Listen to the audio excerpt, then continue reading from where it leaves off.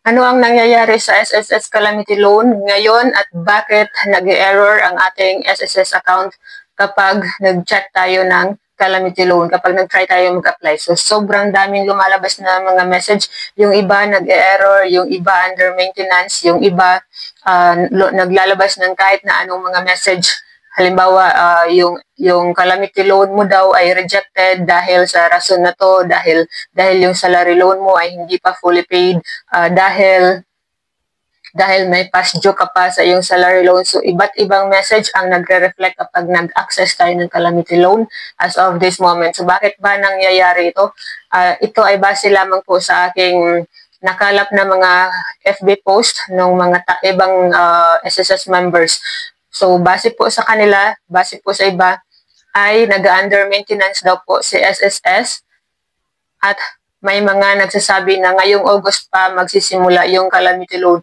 Pero may mga nakapag-apply na po dati. Kaso, biglang nag-announce si SSS na magkakaroon ng maraming revision sa calamity loan. So, ipapakita ko sa inyo yung post ng SSS mismo kung saan sinabi nila na they will issue revised calamity loan program. So siguro ito yung rason kung bakit nag-under maintenance sila bigla para paglabas nung bago nung kapag naging available na ulit yung calamity loan ay updated na ang lahat. So ano yung mga bagong revision nila? Halimbawa yung 10% na interest rate dati magiging 7% na lang. So syempre kailangan nilang i-stop muna pansamantala yung loan para ma-revise nila yung mga susunod na calamity loan para pag-apply mo, kung available na, pag-apply mo, 7% na lang ang interest rate. So aside dyan, marami pang mga pagbabago kaya kailangan talaga nilang mag-under maintenance. Kaya yun yung nangyayari sa calamity loan ngayon sa SSS kung saan unavailable, service unavailable, error. Tapos doon naman sa mga naglalabasan na mga, halimbawa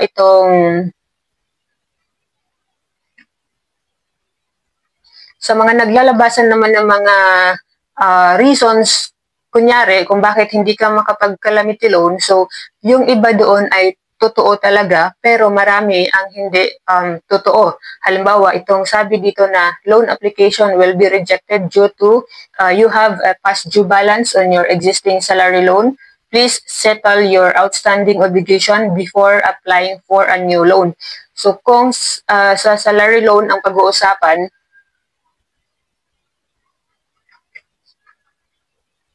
kung past due ang pag-uusapan, malaki yung chance na totoo yan. Na dahil nabanggit nila sa kanilang article dito na isa sa mga requirements para makapag-avail ng calamity loan, dapat ay on time kang nagbabayad ng iyong salary loan or kahit na anong loan pa yan. Dapat wala ka ring restructured loan. Ano yung restructured loan? Yun yung programa na ibinigay doon sa mga may loan na sobrang tagal na, sobrang laki na ng penalty, tinanggal ang penalty para hindi ka mahirapan magbayad. Yan yung restructured loan. So, kung may past due ka sa salary loan, kung may outstanding restructured loan ka, hindi ka pwedeng mag-calamity loan. Yan ay ayon sa post ng SSS mismo. So, kaya yung reason kung error ang iyong SSS calamity loan, tapos yung rason ay dahil may past due ka, so malaki ang chance na totoo yan, na kahit na maging available pa later ang calamity loan, hindi ka talaga makapag-avail dahil sa past due mo.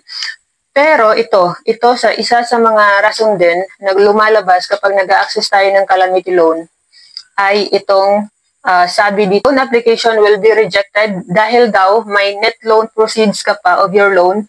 Kaya yung calamity loan mo daw, kapag naglo-loan ka daw ng calamity loan, magiging zero daw yung balance, yung matatanggap mo dahil ibabayad, idididak nila sa iyong salary loan. So, hindi po totoo yan according sa nakuha na informasyon ni itong post ni Ma'am Just Tenny.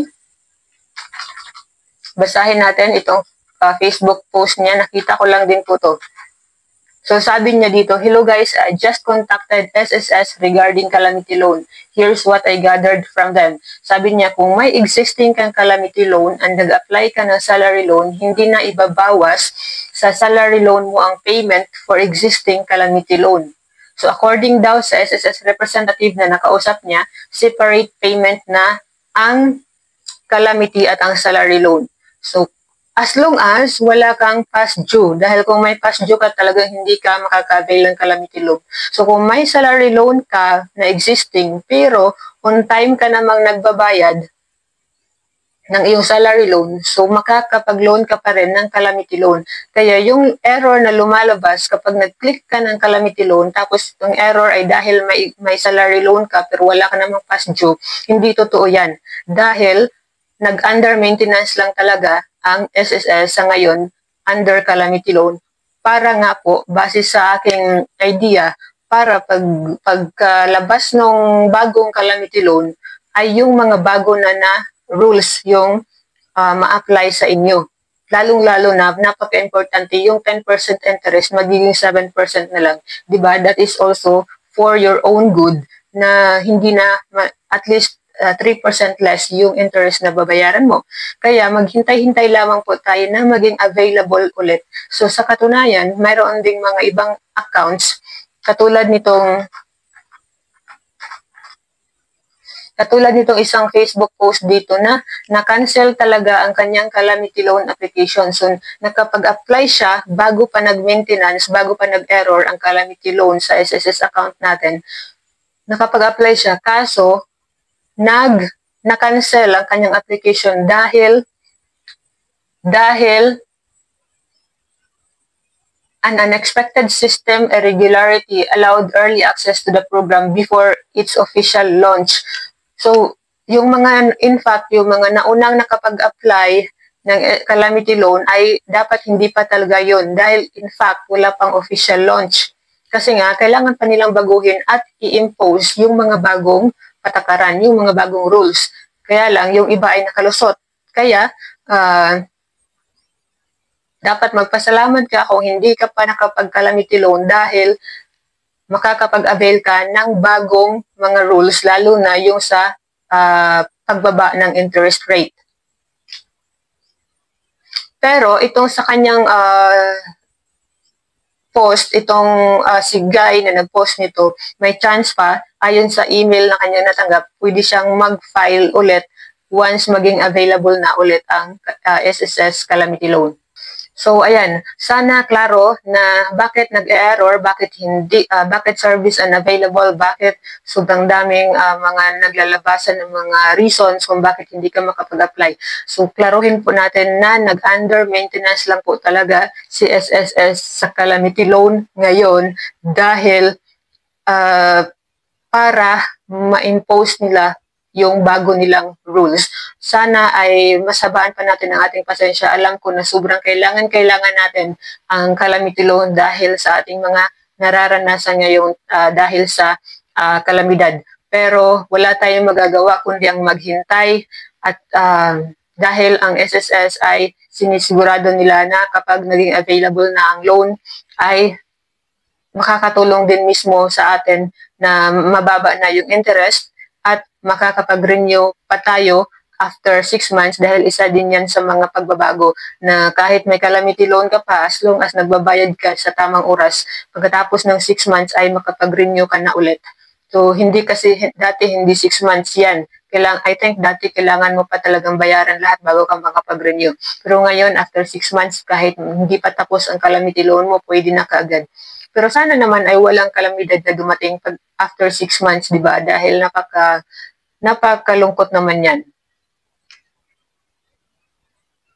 So, ito lang ang tandaan ninyo, kahit na ano pa yung mga rason na nagsisilabasan dyan sa inyong calamity loan, kapag nag-click kayo ng calamity loan sa SSS account, as long as wala kayong past due at restructured loan, ay makakapag-avail kayo at pero syempre kailangan qualified kayo doon sa mga ibang requirements na dapat may 36 months na loan, na contribution, tapos yung 6 months ay naihulog sa loob ng nakaraang isang taon. So dapat qualified kayo doon. Tapos wala kayong past due, wala kayong restructured loan. So kahit may salary loan, kung nagbabayad naman kayo sa tamang oras, ay makakapag-loan pa rin po kayo. So hintay-hintay lang po talaga tayo ng official announcement from the SSS kung kailan magiging available na yung calamity loan ulit, which is 7% na lang ang interest rate. So hintay-hintay lang po tayo, isipin na lang po natin na ang paghihintay natin ay para din sa ating sa ikabubuti ng ating calamity loan dahil marami tayong bagong benefit na makukuha dito sa bagong revision ng SSS Calamity Loan. So sana po nakatulong sa inyo ang video na to. Huwag kalimutang mag-subscribe para palaging updated sa ating mga panibagong videos.